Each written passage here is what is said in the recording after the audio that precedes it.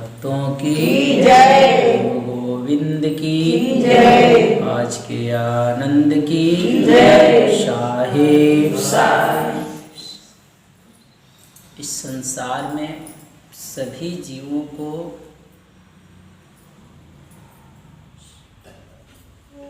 सत्य की खोज करनी चाहिए।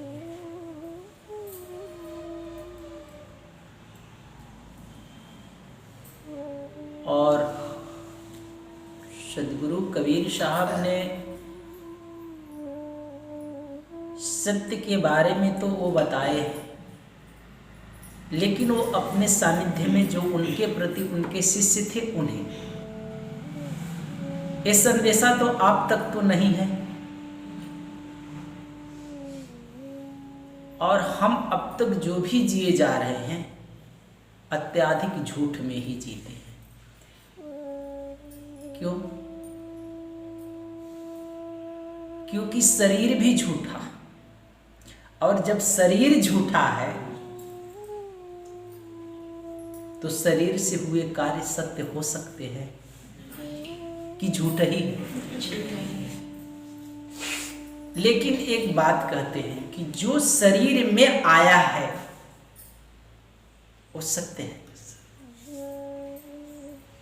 जो शरीर के भीतर आया है वो सत्य है। तुम जब तक उसकी खोज नहीं करोगे तब तक इस जीवात्मा का कल्याण नहीं होने वाला। तुम कितना भी उपाय करो। तो शरीर में कौन आया है जिसके कारण ये शरीर खड़ा है? इसलिए कबीर साहब कहते हैं कि बाजी झूठ बाजीगर साचा, साधुन की मति ऐसी। कहे कबीर जिन जैसी समझी ताकि मत भय तैसी।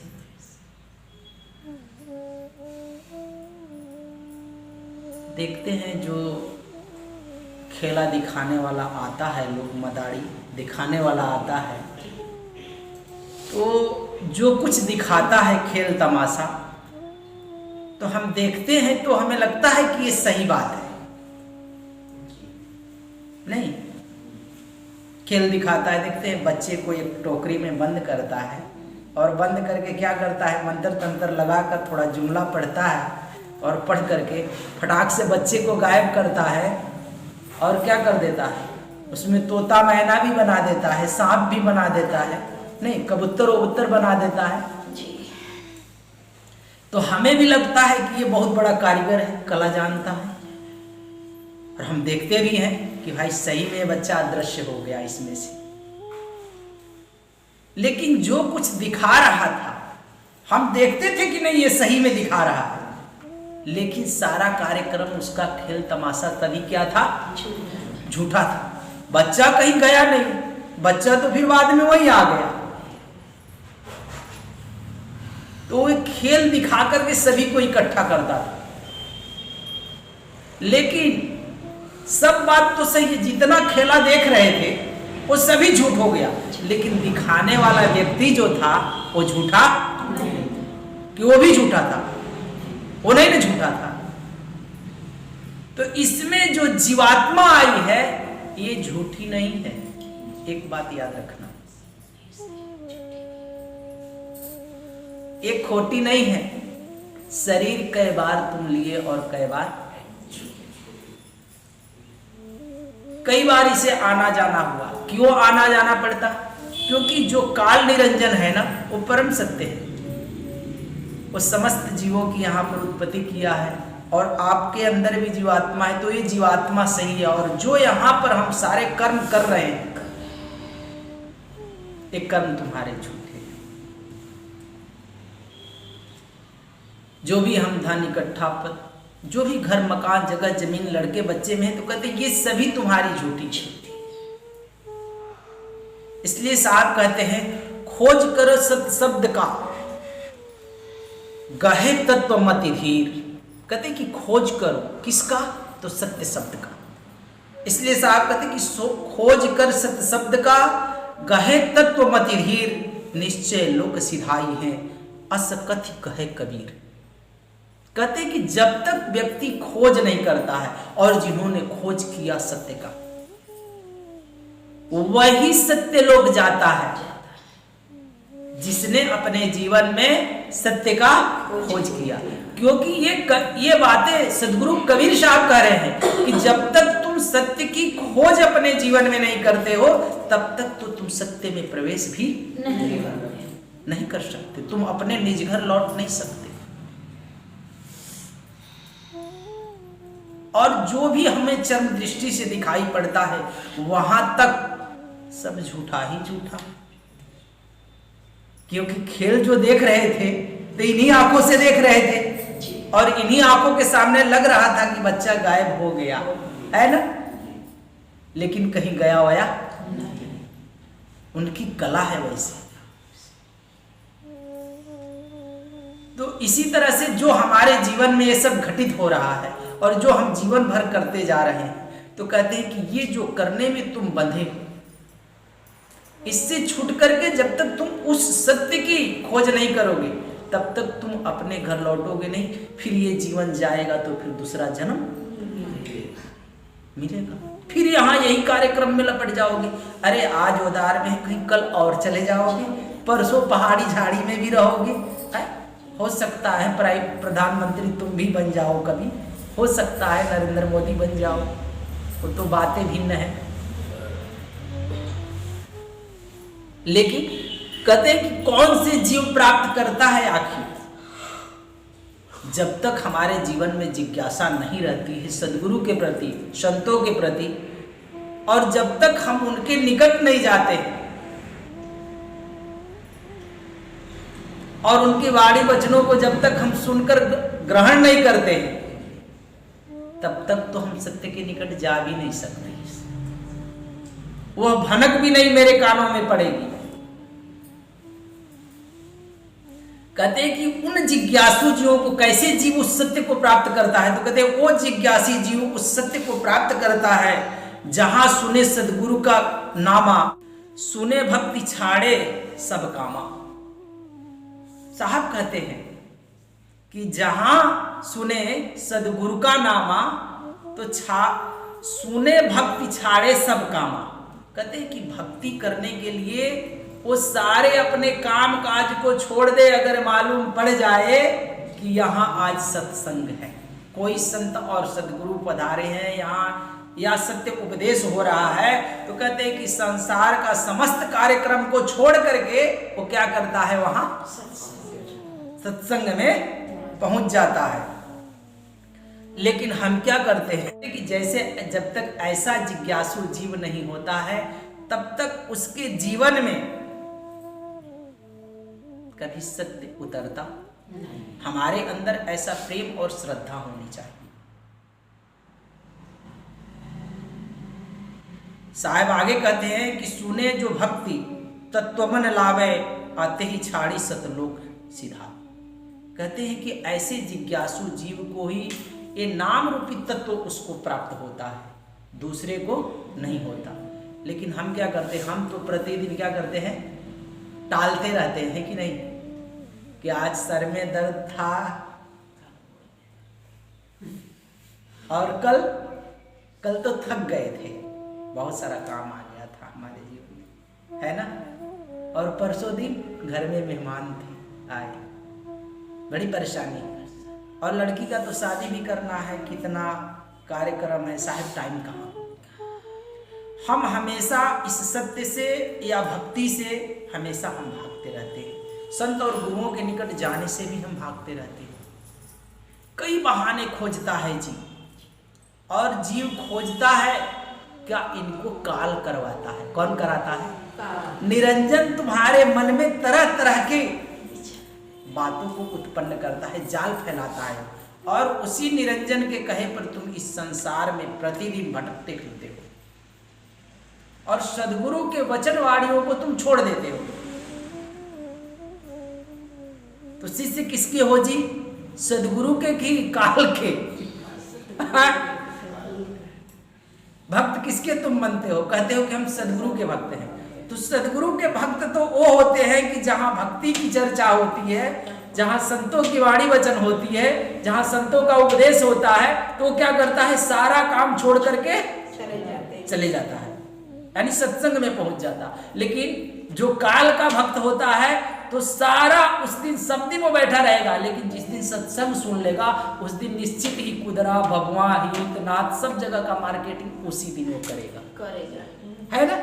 जो नहीं काम काज रहेगा वो भी उसके घर में काम काज उस दिन आ जाएगा। इसका अर्थ है कि तुम काल ही निरंजन का भक्त हो, अभी सदगुरु का भक्त कभी बने नहीं। कहते हैं कि सदगुरु से नाम बिराजो पावे, छठहे माह दरस मोर पावे। यानी सदगुरु कबीर साहब कहते हैं कि जो जीव ने नाम बीड़ा है, अर्थात नाम का बीड़ा ले लिया है, जो जीव नाम का बीड़ा ले लिया है वो तो काल निरंजन के घेरे में जाता ही नहीं। लेकिन यह नाम बीड़ा कब मिलता, तो कहते हैं कि जिनके हृदय में लगन और भाव होता है उन्हें नाम बीड़ा ये प्राप्त होता है। गुरु से दीक्षा लेने के बाद भी जब लगन लगी रह जाती है उसको नाम बीड़ा प्राप्त होता है, और वो सारा काम उस दिन निपटा करके सत्संग में पहुंचता है। एक बार क्या हुआ, एक गरीब व्यक्ति था और बड़ा ही उसे उस परमात्मा से लगाव था और सत्य को जानने के लिए बड़ा ही उत्सुक था।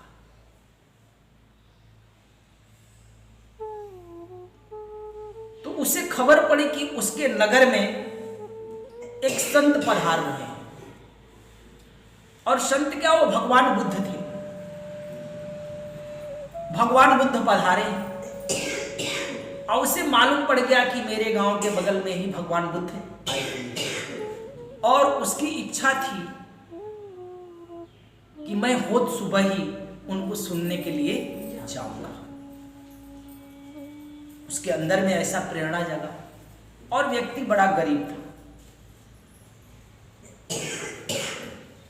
और सुबह हुआ तो सुबह जाने की तैयारी कर रहा था, तो घर से बाहर निकला तो उसके पास 2 बैल था। गरीब व्यक्ति किसान था, खेतीबाड़ी करता था, तो 2 बैल रखा था, तो एक बैल कहीं ना कहीं खुला करके चला गया। अब बेचारा परेशान, यहाँ बुद्ध को सुनने जाए कि बैल को, अब निकल गया बैल को खोजने के लिए। बहुत ही खोजा, समय होते जा रहा था, बुद्ध को भी सुनने जाना था, थोड़ी सी समय बची थी। उसी समय में वो क्या किया कि खोजते खोजते जब सत्संग शुरू होने वाला था बुद्ध का, उस समय में उसे पहुंचना था, तो इधर बैल को खोजते खोजते खोजते खोजते दोपहर हो गया। बैल मिल गया।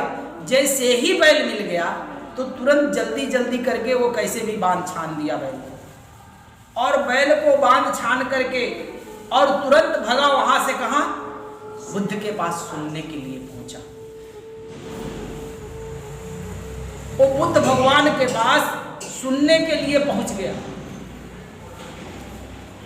ये न सोचा कि जा करके घर पर थोड़ा थक मंद गया हो बैल खोजने में, घर पर भोजन ले ली, क्योंकि उसे सुनने की जिज्ञासा थी अंदर में। सुनने के लिए उसे अंदर में यह भाव और प्रेरणा था, उत्कंठा थी उसके अंदर कि मैं जा करके 2 शब्द उनका श्रवण करूं। यह प्यास था उसके भीतर कि मुझे सत्य को उपलब्ध होना है, उनसे 2 वचन सुन करके और मैं अपने जीवन में उतारूं। वो तत्काल चला गया भगवान बुद्ध के पास सुनने के लिए, और जब भगवान बुद्ध के पास उनके समक्ष में बैठा तो भगवान बुद्ध ने ये भूखे प्यासे व्यक्ति को देख करके कहे कि भाई, भूखे तो कोई धर्म नहीं कर सकता, क्योंकि पेट में अगर भूख हो व्यक्ति को तो भगवान नहीं दिखाई पड़ता, लेकिन इस व्यक्ति को भगवान दिखाई पड़ रहे। अक्सर लोगों को ऐसा नहीं होता है। और भगवान बुद्ध ने उसी क्षण गांव से भोजन मंगाई। इस व्यक्ति को भोजन कराया उन्होंने। जितने भी वहां पर भिक्षुगण थे देख करके आश्चर्य हो गए कि ये कौन व्यक्ति है जिनके लिए भगवान भोजन मंगाया गांव से। कभी ऐसा हुआ नहीं था दोबारा।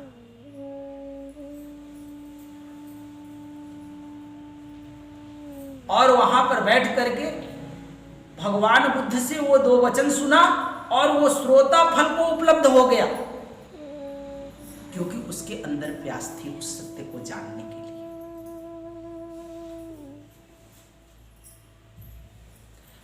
हमें अगर हो तो हम क्या करते?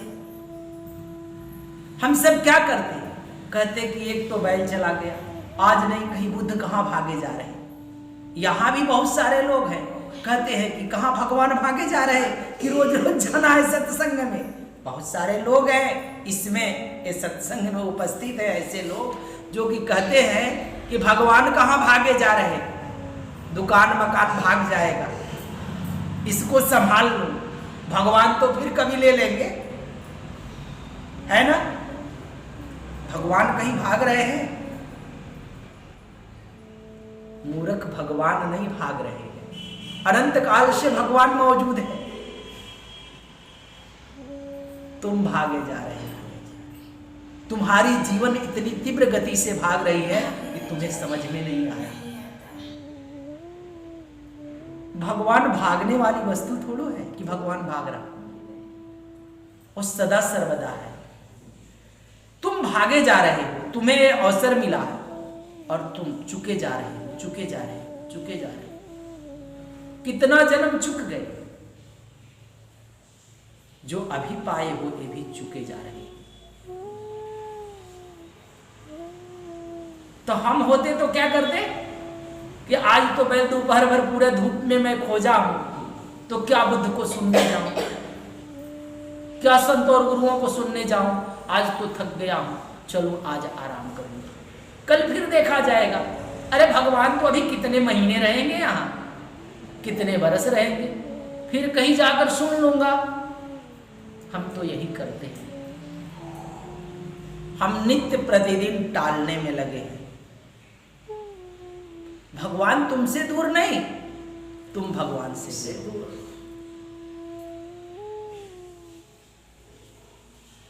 तुम्हारे भगवान तुम्हारे श्वास से भी अधिक निकट है, फिर भी तुम्हें इतना समय नहीं कि उसका मिलन हो जाए।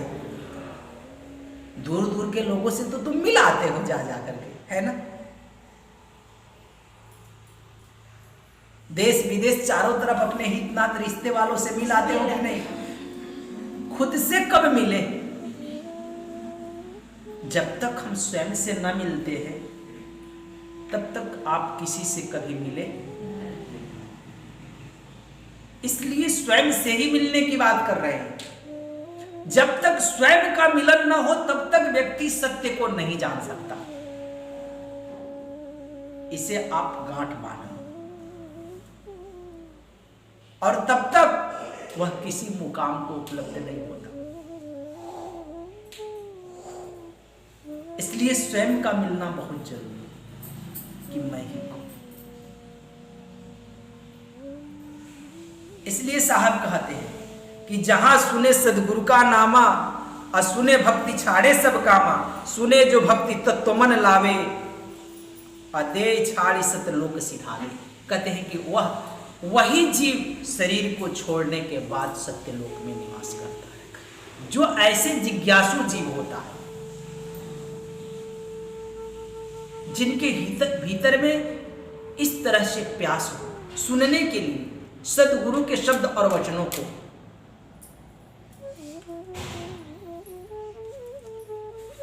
तो हम तो सदा कटते फिरते हैं। लेकिन जिस दिन से मेरे हृदय में ऐसी प्रेरणा जग जाए, उत्कंठा जग जाए, वही जीव सोच ले कि साहब कहते हैं, सदगुरु कबीर साहब स्वयं कहते हैं कि वही जीव सत्यलोक जाता है, दूसरा और कोई जीव जाता नहीं।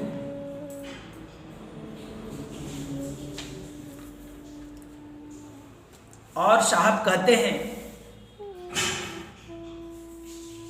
कि सूरा बैर भल खोजिए, बीज छाड़ी को पा साथ, अल्याया बीज न बोइए ऐसा मता हमारा।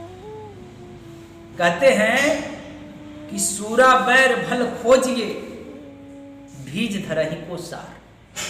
उन संत और गुरु और कड़िहारों से कह रहे हैं जो यहां से जीवों को लेकर जाने वाले। कहते हैं कि जो भक्ति करने के लिए सूर हो, सूर मतलब एकदम तत्परता लाता हो, वो भले ही संसार का बैरी क्यों न हो, भल खोजिए, वही भला है जो भक्ति करने के लिए पूरे जगत की परित्याग क्यों न कर दे। कहते कि सूरा बैर भल खोजिए।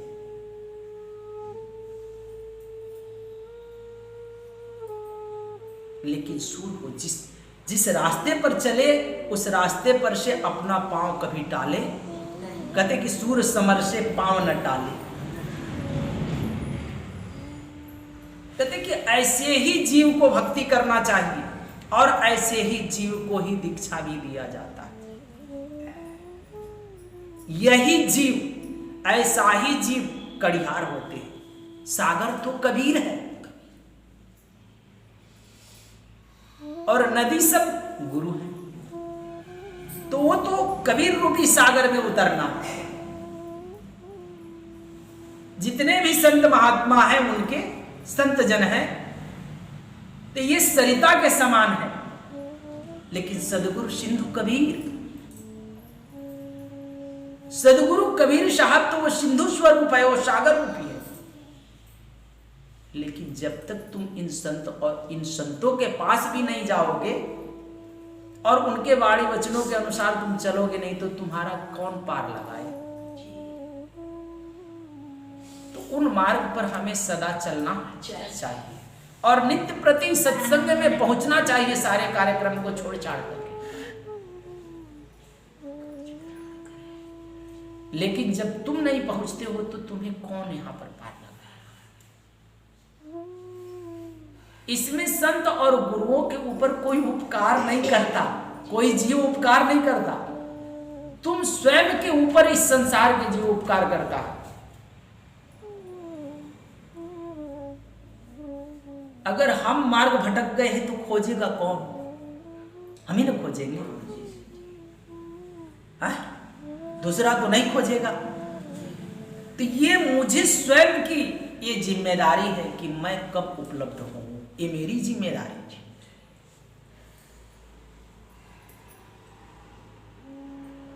इसमें गुरु का कोई जिम्मेदारी नहीं होता। वो होते होंगे कोई और गुरु कि दान दक्षिणा पहुंचा जाना तुमको पार लगा देंगे, होते होंगे वैसा। हम नहीं कह रहे कि ऐसा नहीं होते, बहुत सारे गुरु लोग होते हैं कि दान दक्षिणा देते जाना, तुम आना चाहे ना आना, जो मन में आए सो खाते पीते रहना, हम पार लगा देंगे। तो हैं बहुत सारे ऐसे भी गुरु हैं बड़े, उनको दान दक्षिणा से काम है, बाकी तुम्हें वो पार लगा देंगे। अब वो जाने, पार उतरने वाला जाने और पार उतारने वाला जाने। लेकिन मैं यहां आपसे ये बातें नहीं कह रहा, आपकी स्वयं की जिम्मेदारी है। गुरु विचारा क्या करे, शिष्य ही माही छू, कोटि जतन प्रबोधिए बांस बजावत फूल। कितना भी इसे सिखाया जाता है कि देखो भाई ये बांसुरी डायरेक्ट फूकने से बजने वाला नहीं, इधर से फूकेगा तो वो परावा निकल जाएगी। इसको राग निकालने के लिए ओठ पर इसको किस प्रकार से रखोगे और कितनी हवा दोगे तो इसमें से राग निकलेगी। फूक मारने से बांसुरी नहीं बजती, उसके अंदर बजाने की कला होती है। नहीं तो दोनों तरफ से झाँकोगे तो इस पार से उस पार दिखाई पड़ेगा उसकी। तो कहते कि कितना भी यत्न बताता हूं लेकिन इसे समझ में आता। इसलिए साहब कहते हैं कि बीज वो बोया जाता है। कौन? देखते हैं जब आप लोग खेतीबाड़ी करते हैं तो कैसा बीज रखते हो फिर से पुनः उत्पन्न होने के लिए, सभी से छांट पछाड़ करना कि अच्छा बीज रहेगा तो उगेगा। तो हम अच्छे से अच्छा बन सके ताकि वह परमात्मा हमें स्वीकार करे, क्योंकि अच्छे ही बीज को रखा जाता है। लाया बीज न बोइए, लाया मतलब पहिया बीज देखते हो, जो खराब बीज होता है, जो हल्का हो जाता है, जो तो उसको कोई रखता है, उसको क्या करता है, उसे कूट काट करके खा पी जाता है, कहता है कि इसको जाने दे निरंजन के पास, इसके पीछे क्या। और जो लाया बीज रहता है तो कहते कि सूर, और देखते हो इतना अच्छे से उस बीज को रखा जाता है कि बीज रखने वाला भी व्यक्ति उसकी रखवाली करता है। सूरा बीज मतलब कि जिसमें घून लग गया, सूरा उसी को बोलते हैं। वैसा बीज कोई रखता है जिसमें घून लग जाता हो, पहिया हो जाता हो, तो हमारे भीतर भी घून लग जाते हैं। घून लग गए, वो घून तो लगे हैं, लेकिन संसार के भी बहुत सारे घून लग गए। संसार का मुंह जकड़ लेता है।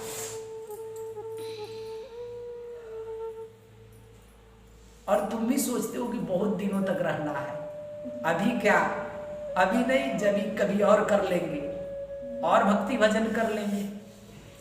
अभी नहीं किए तो क्या हुआ, कल से फिर देख लेंगे।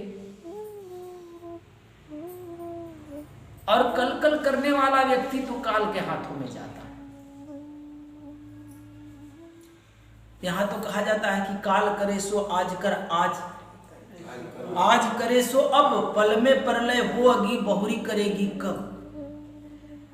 तो जो कल का काम है वो आज ही कर ले, आज का जो काम है अभी शुरू कर दे।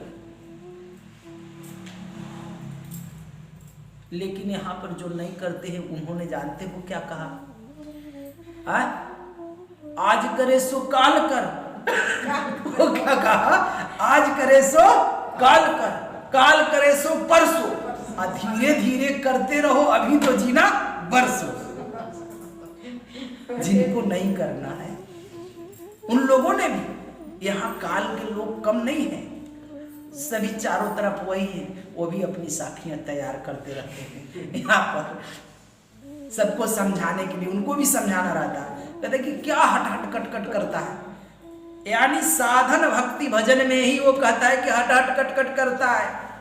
बाबा कहाँ भागे जा रहे हैं, गुरु बाबा कहाँ भागेंगे, भगवान कहाँ भागेंगे, उनको तो रहना पड़ेगा, वो कहाँ जाएंगे।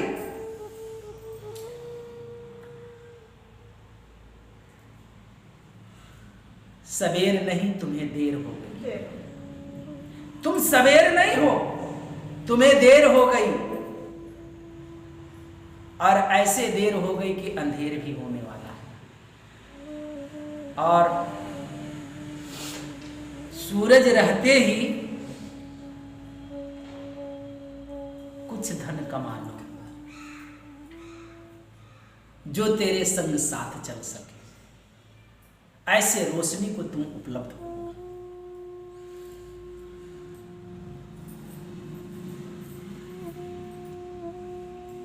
और जब तक हम उसे उपलब्ध नहीं होते हैं, सारा ये जीवन व्यर्थ है।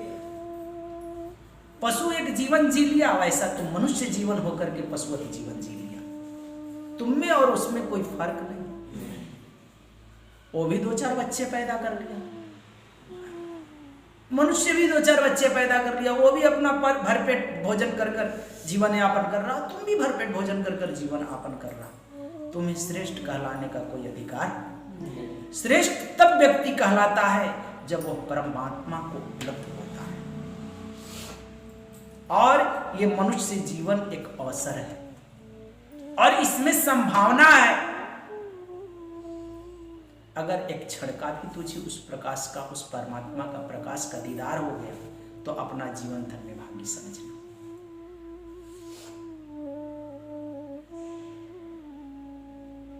एक क्षण के लिए अगर तुम उसमें लीन हो गए, और वह क्षण आने के लिए व्यक्ति कई जन्मों से त्याग तपस्या करते आता, उस घड़ी के लिए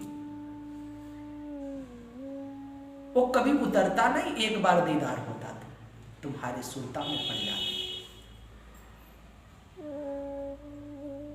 तो साहब कहते हैं कि ल्याया बीज न बोइए, ऐसा मता हमार, कहते हैं कि तुम पहिया मत बनो, ऐसा बीज कभी बोना मत। अपने संत और गुरुजनों को सीख देते हैं, उन गुरुओं को कहते हैं कि कभी ऐसा बीज बोना नहीं चाहिए, और हम भी कभी खेत में ऐसा बीज बोते नहीं।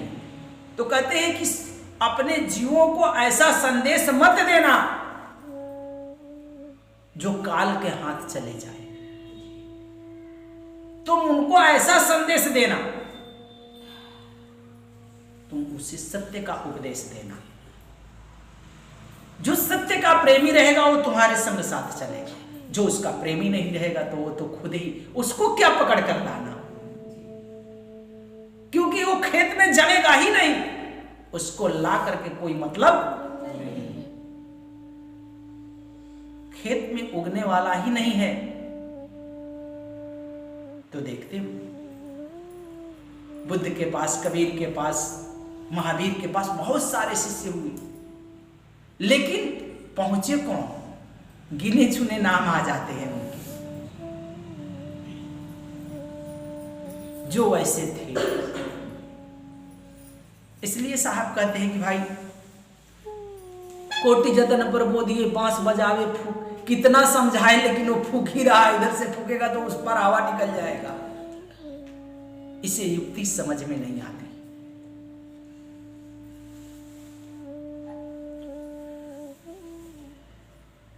इसलिए साहब कहते हैं कि नाम पाया जो तत्व न धरिए, नाम दान लेकर के, गुरु से उपदेश लेकर के, और उसके स्मरण न करता, गुरु तत्व का ख्याल न धरता हो, गुरु नाम का स्मरण न करता हो, तो साहब कहते कि ते पुण्य जन्म में गुरु क्या करे, तो उसको बार बार जन्म और मरण के चक्र में पड़ना पड़ता है। उसमें गुरु कुछ करता, उसमें गुरु दोषी नहीं होता।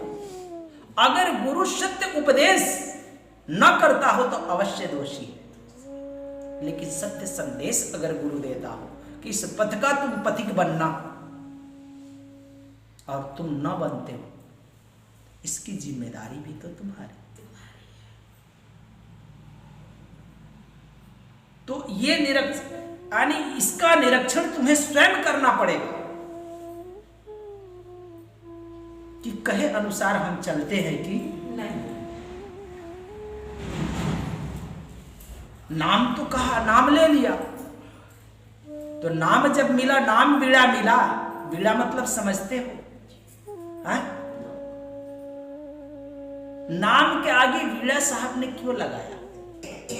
व्यक्ति कहता है ना कि मैं बीड़ा उठा लिया हूं, बीड़ा मतलब प्रतिज्ञा लेना, प्रण करना, बीड़ा मतलब कुछ और नहीं होता। मैंने आज से प्रण कर लिया कि स्मरण कर कर उस परमात्मा को उपलब्ध हर भाग हर विधि, इसको कहते हैं नाम बीड़ा। मैंने बीड़ा उठाया कि अब की बार मैं गुरु का जो शरण गहा हूं, सदगुरु का शरण गहा हूं, तो फिर ये भवसागर में आऊंगा, इसका मैंने नाम बीड़ा लिया। बीड़ा का अर्थ ही कुछ और लगा लेते हैं लोग, लेकिन नाम बीड़ा का अर्थ ये नहीं होता है जो वो लोग लगाते हैं। बीड़ा का अर्थ होता है कि मैं अब की बार तेरे चरण को कभी छोड़ने वाला नहीं है, तेरी शरणों में रहूंगा मैं सब। ये बातें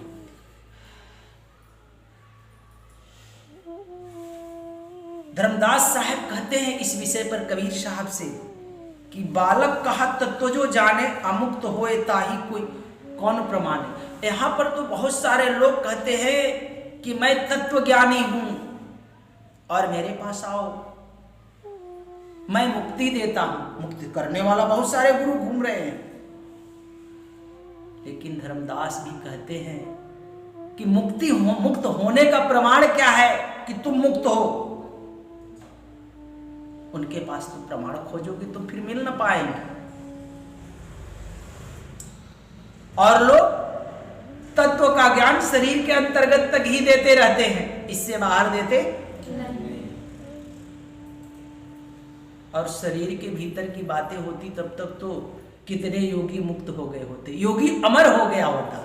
ये योगी मरता नहीं कभी।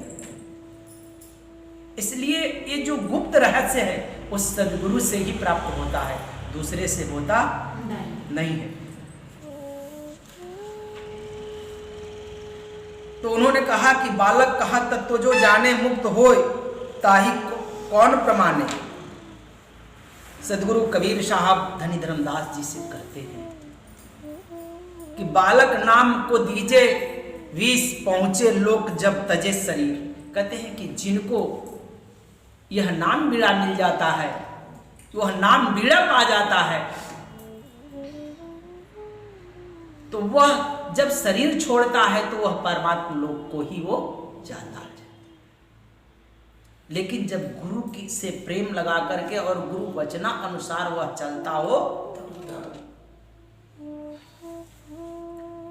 साहब कहते हैं कि पावे आदि अंत निज वीरा, अब पुरुष रच्यो सुख सागर तीरा।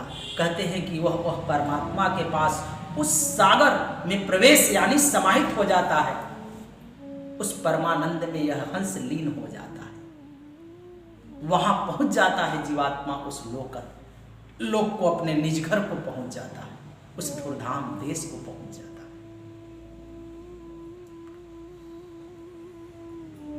कहते हैं कि छठे मास बिरा निज पावे अहाय प्रमाण सो लोक सिधारे। कहते हैं कि जिनको ऐसी लगन लग जाती है और जो नाम बिरा ले लेते हैं, ये 6 मास में ही वहां पर पहुंच जाते हैं, ज्यादा दिन लगता नहीं। लेकिन तुम तो 6 घंटे भी नहीं तुम्हारी लगन लगती है, 6 मिनट भी नहीं टिक पाते हो, 6 माह तो ढेर हो जाती है तुम्हारे लिए।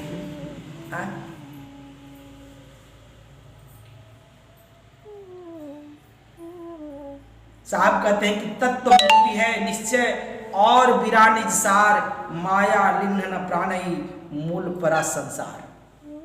कहते हैं कि जो तत्व मुक्ति है निश्चय ही है कि जो तत्व को वह नाम तत्व को जानने वाला जो व्यक्ति है,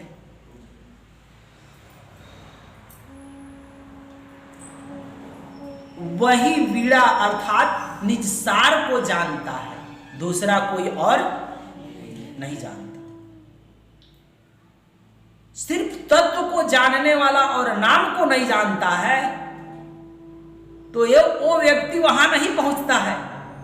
तत्व के साथ साथ उस नाम को जो जानता है वो पहुंचता है।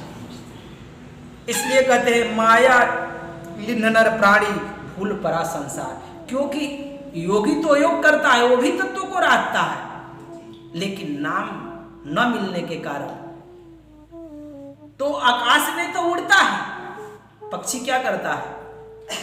पक्षी आकाश में उड़ता है, लेकिन अगर नेत्रहीन पक्षी हो तो किस स्थान से किस स्थान पर चली जाएगा? उड़ तो जाएगा, लेकिन कहां जाकर बैठूं ये बातें उसको खबर नहीं आता। इसलिए तो साहब कहते हैं कि योगी काया खोज भुलाना, काया आगे पद निर्वाणा। योगी योग साधना करे भाव सागर से नहीं करे। लेकिन सदगुरु कबीर साहब का जो योग है इन योगियों से परे है। इसलिए तो साहब कहते हैं 7 कमल जाने सब कोई। 7 कमल की बात तो सब कहता है कि शरीर में 7 चक्र है, 7 अलग अलग कमल है। मूलाधार चक्र से लेकर के सहस्रार चक्र तक ये चर्चाएं तो कई बार आप लोग सुने। इसलिए साहब कहते हैं कि 7 कमल जाने सब कोई, 8 कमल बिन मुक्ति न हुई। जब तक हम 8वें कमल के बारे में नहीं जानेंगे, 8म कमल बिन मुक्ति न हुई, तो 7 कमल तो है कि भाई मूलाधार चक्र से लेकर के और सहस्रार चक्र तक तो गणेश जी का स्थान है, ब्रह्मा जी का स्थान है, विष्णु भगवान का स्थान है, शिव जी का स्थान है, सरस्वती का स्थान है, काल निरंजन का स्थान है, और यहां पर चले आएंगे सहस्रतो देवी स्थान, शुद्ध ब्रह्म। तो ये 7 कमल तो सभी लोग जानते हैं और सभी इस संसार के ऋषि मुनि भी जाना और वो लोग भी गुणगान करते हैं। लेकिन साहब कहते हैं कि 8म कमल बिन मुक्ति ना हुई, और 8वां कमल की बात कर रहे हैं। तो 8वां कमल तो कहते हैं कि बिन सदगुरु को भेद बतावे अनाम प्रताप जोग ही आवे, काया तेजे बाहर होई, अभाव जीव पावे पुण्य सोई। कहते अष्टकमल तो सिर्फ उसी को पता है जो इस काया से बाहर हो जाता, दूसरे को तो पता नहीं। और बिना सद्गुरु का इस भेद रहस्य को कोई बताने वाला कोई नहीं बता सकता। क्यों? क्योंकि कहन सुनन से न्यारा संतो, ये कहने और सुनने में नहीं आता। हमारे भीतर उस सद्गुरु के प्रति श्रद्धा और प्रेम रहने के कारण ही हमारा एक द्वार खुलता है। जब तक हमारे भीतर प्रेम और श्रद्धा और वह नाम बीड़ा नहीं रहेगा, तब तक हमें यह द्वार दरवाजा खुलने वाला नहीं। दया तो सद्गुरु की ही चाहिए उसे खोलने के लिए, और जब तक वो नहीं खुलता है तब तक हम प्रवेश नहीं करते। और तब तक व्यक्ति अगर बिना गुरु किए हुए सोचता है हम योग कर लेंगे बिना नाम बीड़ा पाए, बिना सद्गुरु का, तब तो, क्योंकि विहंगम मार्ग है, कबीर साहब का योग है, योग के बारे में सद्गुरु कबीर साहब बताए हैं। लेकिन जब तक अष्टम कमल की रहस्य को जो नहीं जानता है जीव, वह सार शब्द को नहीं जानता।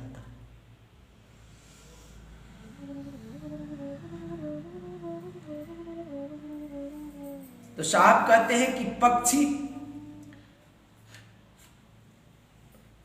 पक्षी भया पर नैन है नाही, तो पक्षी तो हो गया, शरीर से अगर तुम बाहर भी जा रहे हो तो वह नाम पता होना चाहिए। मुझे कहां जाना है इसका पता नहीं हो तो जीव कहां जाएगा? कहां जाएगा? अगर नाम नहीं हो तो क्या करेगा? जाने का अगर पता ना हो और घर से निकल गए तो क्या करेगा? भटकेगा। क्या करेगा? भटकेगा। चारों तरफ से भटक करके फिर से आ जाएगा।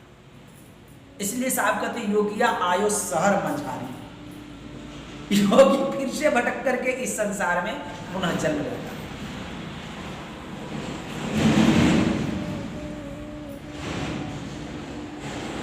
इसलिए साहब कहते हैं कि पक्षी भया पर नैन है नाही, अजोग तो आही अपार। पक्षी भया पर नैन नहीं, जोग तो भया अपार, नाम ते ही जो पावही, जोग नाम उजियार। कहते कि जो नाम को पाया है, जो नाम बीड़ा पाया है, उसी के अंदर में वह प्रकाश, वह अनंत उतरा, उसी की मिलन उस अनंत से हुआ, किसी और का नहीं। साहब कहते हैं कि नाम नयन पक्षी जो होई, आते ही समान दूसर नहीं कोई। कहते हैं कि पक्षी तो वो है, मार्ग उसी का ठीक है कि विहंगम मार्ग हो, पक्षी का मार्ग हो, लेकिन उसे नेत्र से सुझाई भी पड़ता हो। लेकिन बिना आंख की पक्षी आकाश में तो उड़ेगी, लेकिन किस डाल पर बैठूं ये इसे पता, किस स्थान पर मुझे बैठना है उसे पता नहीं। कि मेरे पास अगर नैन नहीं तो मैं कहां जाकर बैठूं, तो हमेशा डर बना रहेगा उसके भीतर। क्यों? क्योंकि उसे सुझाई नहीं पड़ता। लेकिन जिसे सुझाई पड़ता है, तो इसलिए साहब कहते कि नाम नैन पक्षी जो होई, आते ही समान दूसर नहीं कोई। जिनके पास नाम है और नैन भी है, जो उड़ान भी भरता है, और उसके पास वह ज्ञान भी है कि जाना कहां। ऐसे गुरु से और कोई दूसरा सद्गुरु हो नहीं सकता जो ये जानने वाला, जो इसमें उतरता हो। बाहर को हम कहब ठिकाना, सुरति कमल सदगुरु निर्वाणा। तो कहते उसके बाद तो वह सदगुरु का मिलन है, जो इस शरीर से बाहर होता हो, जो इस सातों कमल से बाहर आगे बढ़ता हो, 8वां कमल में, वही जीव मुक्त होता है, दूसरा कोई मुक्त होता नहीं। इसलिए तो साहब कहते हैं कि 7 कमल देव ऋषि माना, 8 कमल उन्होंने नहीं जाना। तो ऋषि मुनि भी इसमें जहरा गए, और जीवों की क्या बात करें।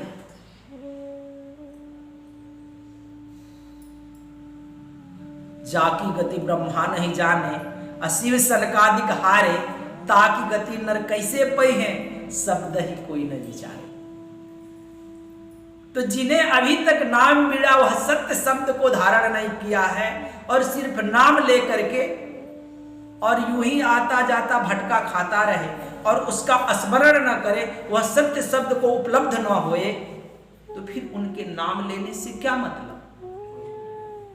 इसलिए अगर हम नाम लिए हैं तो उस परमात्मा का निरंतर ही हम स्मरण करते रहे, क्योंकि निश्चित है कि जो तुमने अपना थोड़ा थोड़ा करके समय सत्संग में, गुरु भक्ति में जो तुम देते हो, वही तुम्हारा परमार्थ है, कुछ और इसके अलावा नहीं है। इसलिए हमें सदा ही सुनते ही सत्संग में पहुंचना चाहिए, इसमें बुलाने का संदेशा देने की कोई आवश्यकता नहीं होनी चाहिए। प्रेम से बोलिए सतगुरुदेव की जय, सतगुरु कबीर साहिब की।